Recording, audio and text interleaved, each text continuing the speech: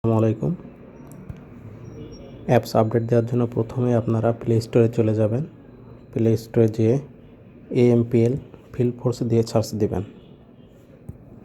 Field force দিয়ে search দিলে আপনাদের সামনে ড্যাশবোর্ডটি চলে আসবে।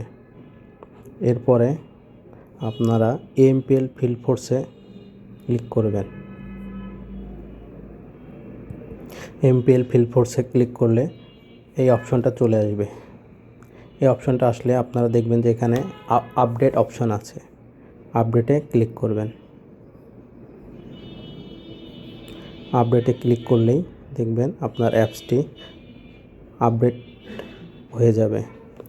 আপডেট হওয়ার জন্য কিছুক্ষণ অপেক্ষা করুন। ধন্যবাদ।